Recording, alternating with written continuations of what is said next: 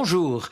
Le texte de Matthieu 25, les versets 31 à 46, nous rapporte une préoccupation de Jésus pour ses disciples et une recommandation constante faite dans les premières communautés chrétiennes auxquelles l'évangile de Matthieu s'adresse. Mais elles restent toutes deux d'actualité pour nous chrétiens du XXIe siècle, car il s'agit là d'une constatation lucide et vraie et d'une invitation à faire mieux. Et cela dans un contexte narratif, l'histoire que Jésus raconte, un contexte sévère qui nous met en garde sur les conséquences de ce que nous faisons ou ne faisons pas.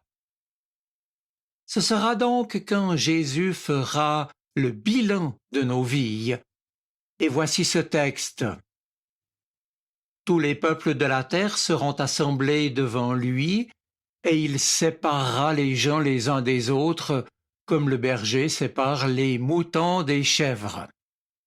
Alors le roi dira à ceux qui seront à sa droite, « Venez vous tous qui êtes bénis par mon Père, et recevez le royaume qui a été préparé pour vous depuis la création du monde. Car j'ai eu faim, et vous m'avez donné à manger. J'ai eu soif, et vous m'avez donné à boire. J'étais étranger, et vous m'avez accueilli chez vous. J'étais nu, et vous m'avez habillé. J'étais malade, et vous avez pris soin de moi. J'étais en prison, et vous êtes venus me voir. » Ceux qui ont fait la volonté de Dieu lui répondront alors, « Mais Seigneur, quand t'avons-nous vu affamé, et t'avons-nous donné à manger, ou assoiffé, et t'avons-nous donné à boire?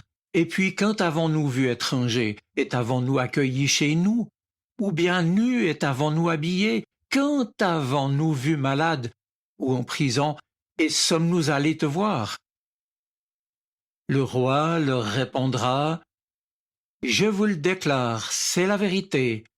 Toutes les fois que vous l'avez fait à l'un de ces plus petits de mes frères, c'est à moi que vous l'avez fait. » Ensuite le roi dira à ceux qui seront à sa gauche, « Allez-vous-en loin de moi, car j'ai eu faim, et vous ne m'avez pas donné à manger. J'ai eu soif, et vous ne m'avez pas donné à boire. J'étais étranger, et vous ne m'avez pas accueilli.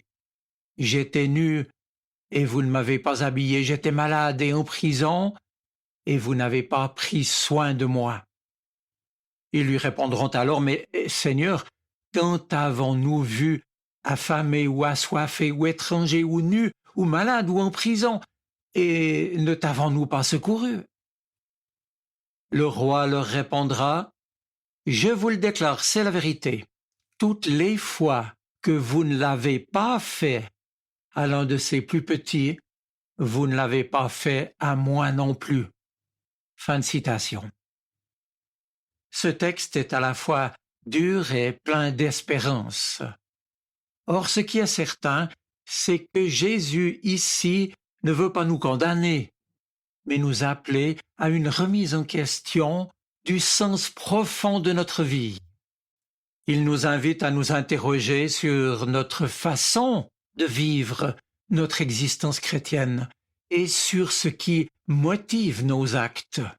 En l'occurrence, sur ce que nous avons ou non accompli vis-à-vis des plus petits, reconnus ou non comme frères ou sœurs, alors qu'ils étaient dans le dénuement, le manque ou l'abandon.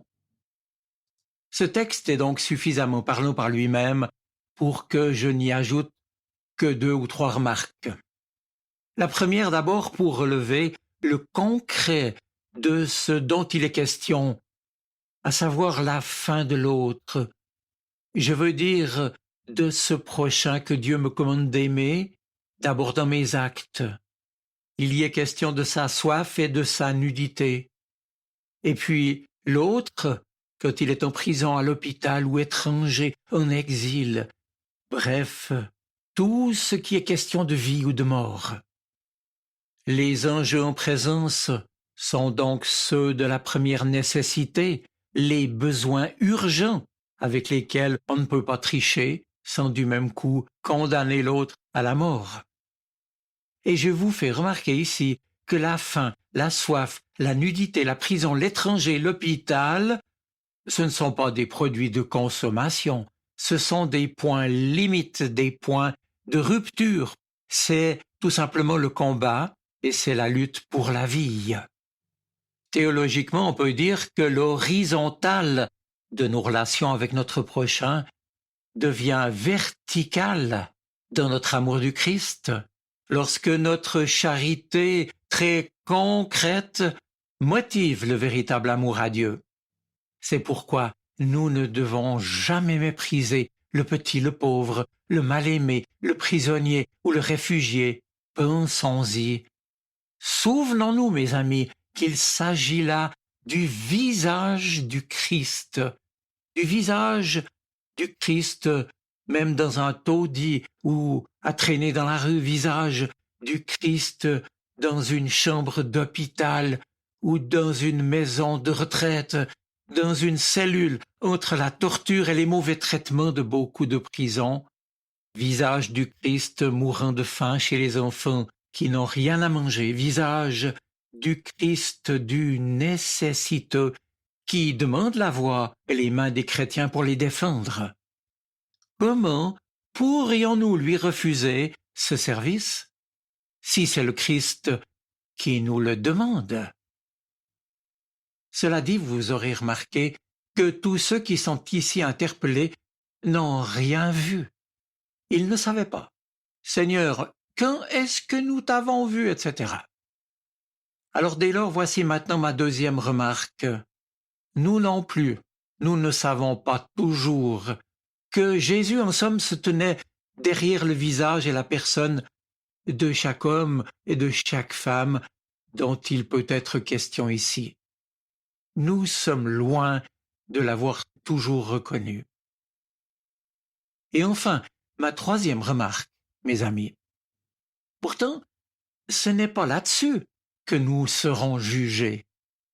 On n'est pas jugé sur ses idées, sur ses connaissances, sur son savoir. Nous ne savons pas, nous ne savions pas. On n'est pas jugé sur son look non plus, on n'est pas jugé sur ce que l'on pense, mais sur ses actes.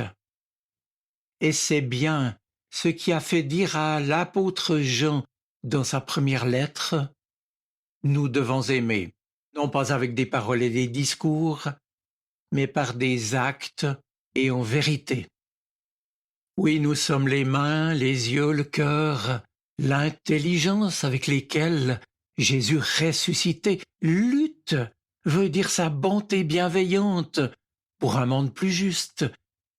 Les yeux, les mains, le cœur, pour qu'il puisse toucher le cœur et la vie de tous ces petits qui sont mon prochain. Les bonnes intentions ne suffisent plus du tout, et nous serons donc jugés sur nos actes. La seule condition posée pour être reconnu parmi les brebis, les moutons du Seigneur, son troupeau, ce n'est justement pas de dire Seigneur, Seigneur, mais de témoigner d'un amour actif et concret là où nous vivons. Alors voici ma conclusion. Le règne de Dieu qui vient, à l'amour comme unique fondement, comme unique loi. Ne l'oublions pas, c'est le message de l'Évangile. Un sage, un chrétien, a écrit pour le dire qu'au soir de notre vie, on nous examinera sur notre amour. C'est sur cela que l'on nous jugera. On ne jugera pas si j'ai gagné beaucoup d'argent, si j'ai eu beaucoup de succès, si j'ai été une personne importante, prestigieuse, selon le monde, et si l'on m'a applaudi ou admiré. Non, rien de cela. On me jugera, on m'examinera sur l'amour. Enfin, n'oublions pas non plus que le Christ s'attache tellement à chacune et chacun d'entre nous qu'il est le premier touché quand une vie humaine est aimée ou au contraire abîmée. C'est pourquoi Jésus nous invite instamment à accueillir notre prochain comme s'il s'agissait de lui-même. Chaque fois, nous dit Jésus, que vous l'avez fait à l'un de ces petits qui sont mes frères, c'est à moi que vous l'avez fait. Je vous souhaite une bonne semaine. Soyez bénis. Amen. Sa parole résonne dans mon cœur. Elle est vivante, elle parle. Elle m'aide à choisir, m'illumine. Elle est vivante, elle est poignante, elle touche mon cœur.